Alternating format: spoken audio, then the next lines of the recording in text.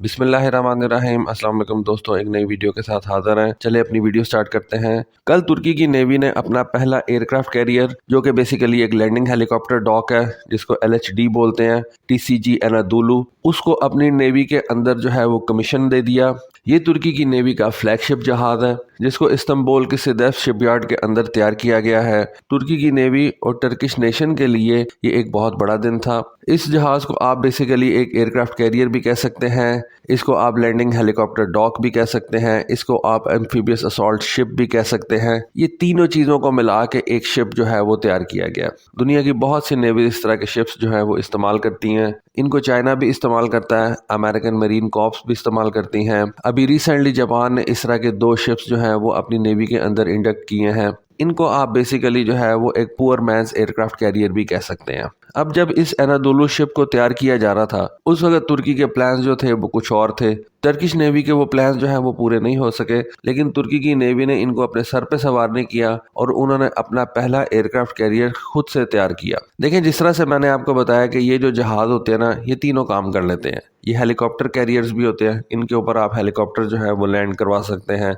उसके बाद इस जहाज को इस तरह से डिजाइन किया गया कि इसके ऊपर से आप फाइटर जेट्स जो है वो भी ऑपरेट करवा सकते हैं। तुर्की ने ऐलान किया कि वो अपने इन शिप्स के ऊपर से अपने ड्रोन जहाज जो हैं उनको इस्तेमाल करेंगे। तुर्की ने इसी एनाडोलू क्लास के शिप के लिए एक TB3 ड्रोन जो है वो तैयार किया है, जो कि टर्किश नेवी के लिए स्पेसिफिकली डिजाइन किया गया है। उसके अलावा इस एनादोलू क्लास के शिप के ऊपर से किजिलेल्मा ड्रोन जो है वो ऑपरेट करवाया जाएगा। और उसके अलावा मैंने आपको बताया कि ये बेसिकली एक एम्फीबियस असॉल्ट शिप भी है। इस शिप के अंदर आप एक छोटी सी फौज जमा करते हैं और इसके जरिए से आप बेसिकली इन्वेजन करते हैं। अब तुर्की ने किस मुल्क के ऊपर इन्वेजन करनी है वो मैं आपको बता देता हूँ। तुर्की ने इस जहाज को जब डिजाइन किया था तो उसके ज़हन के अंदर 2-3 चीज़ें थीं। पहले ये सोचा गया कि इसको सिर्फ हेलीकॉप्टर कैरियर के तौर पे इस्तेमाल किया जाए, लेकिन फिर तुर्की ने F-35 प्रोजेक्ट ज्वाइन कर लिया। F-35 प्रोजेक्ट के अंदर बेसिकली तो टर्की की एयरफोर्स जो है वो इंटरेस्टेड थी और उसने अपने लिए तकरीबन 100 के करीब F-35A जहाज़ लेने का प्लान किया हुआ था। लेकिन फिर तुर्की की नेवी ने भी इस प्रोग्राम को ज्वाइन करने का फैसला किया और उन्होंने अपने इरादे के मुताबिक तकरीबन 12 F-35B जहाज़ जो है वो परचेज करने थे। F-35A जहाज जो है वो नॉर्मल एयर फोर्सेस इस्तेमाल करती हैं। F-35 का जो B वेरिएंट है वो short take off and vertical landing वाला जहाज है, जो कि अमेरिकन मरीन कॉर्प्स इस्तेमाल करती हैं, जापान की नेवी भी इस्तेमाल करती है, रॉयल नेवी जो है वो इस्तेमाल करती है। और F-35B जहाज बेसिकली इसी तरह के शिप्स के ऊपर से ऑपरेट करता है। अब तुर्की ने किस मुल्क के ऊपर इन्वेजन करनी थी? जैसा कि आपको पता है कि तुर्की और ग्रीस के दरमियान साइप्रस को लेके इस वक्त कॉन्फ्लिक्ट चल रहा है।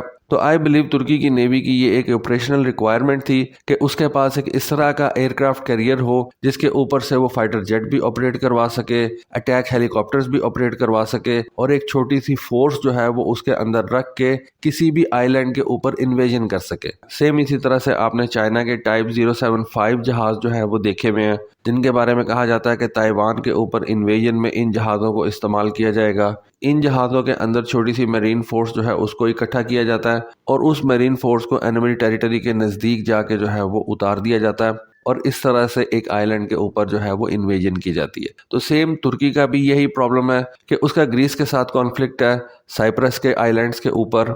तो इस तरह का जहाज तुर्की की नेवी के लिए बड़ा ज़्यादा इम्पोर्टेंट था। जब इस एनादोलू जहाज को डिज़ाइन किया जा रहा था, उस वक्त तुर्की की नेवी एक स्लाइटली शॉर्टर फ्लाइट डेक जो है वो चाह रही थी। लेकिन फिर जब तुर्की की नेवी ने F-35B जहाज़ों को परचेज करने का फैसला किया और F-35 प्रोग्राम ज्वाइन करने का फैसला किया, उस वक्त फिर इस एनादोलू जहाज़ के डिज़ाइन के अंदर चेंजेस लेके आई गई और इस एनादोलू जहाज़ को एक fully equipped flight deck provide करने का फैसला किया गया, जिसके अगले हिस्से के ऊपर स्की जंप रैंप जो है वो लगाया जाना था। और फिर बिल्कुल इसी तरह से किया गया। आज इस एनादोलू जहाज के फ्रंट एंड के ऊपर एक स्की जंप वाला रैंप जो है वो बना दिया गया है। अब F-35B जहाज तो तुर्की नहीं ले सका, लेकिन तुर्की ने ये बाद में फैसला किया कि वो इस जहाज के ऊपर से अपने TB3 ड्रोन्स जो है वो ऑपरेट करेगा और उसके अलावा वो अपने किजिलेल्मा ड्रोन जो है वो इस एनादोलू शिप्स के ऊपर से ऑपरेट करवाएगा। तो आप कह सकते हैं कि तुर्की का जो ओरिजिनल प्लान था इस एनादोलू शिप के हवाले से वो तो पूरा नहीं हो सका, लेकिन फिर भी तुर्की ने हार नहीं मानी, हिम्मत नहीं हारी और उन्होंने अपने ड्रोन्स को इस एयरक्राफ्ट कैरियर या इस LHD के ऊपर से ऑपरेट करवाने का फैसला किया। अगर आज भी तुर्की ये F-35B प्रोग्राम ज्वाइन कर लेता है तो इस एनादोलू जहाज के ऊपर तकरीबन 10 के करीब F-35B जहाज जो है वो हाउस किए जा सकते हैं।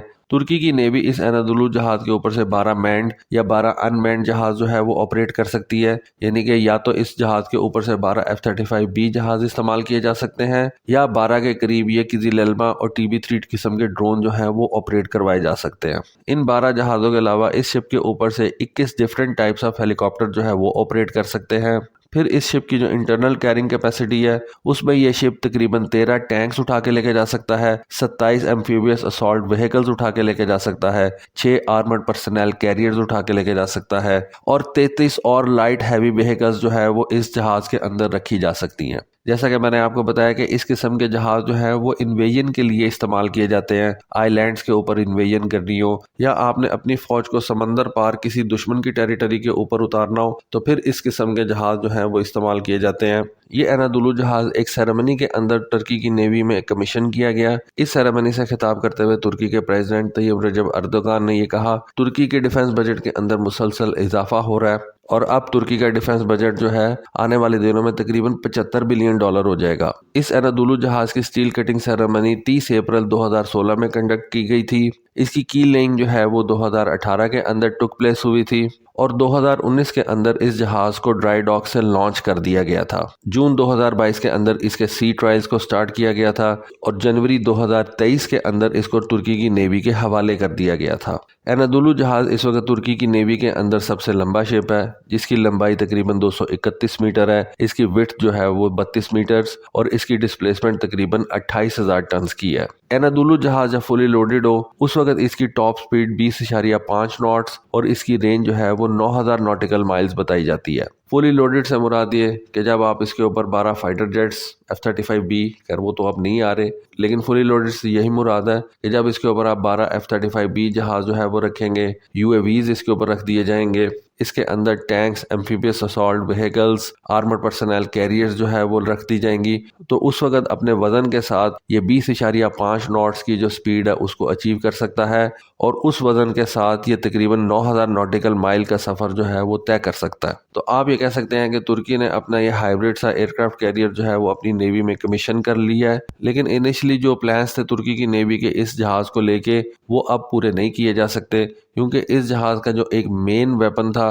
जो एक मेन कंपोनेंट था F-35B जहाज, वो अब तुर्की के पास नहीं है। लेकिन फिर भी तुर्की जो है वो पुरज़्म है कि वो इस एनादोलू जहाज के ऊपर से अपने ड्रोन्स जो है वो उनको ऑपरेट करवाएगा और इन ड्रोन्स के ज़रिए से वो अपने F-35B जहाज़ों की कमी को पूरा करेगा। तो दोस्तों ये थी आज की वीडियो, ये थी आज की इन्फॉर्मेशन। होपफुली आपको आज की वीडियो, आज की इन्फॉर्मेशन पसंद आई होगी। कमेंट सेक्शन में अपनी राय से ज़रूर आगाह कीजिएगा। आज के लिए बस इतना ही। Thank you. अल्लाह हाफिज़।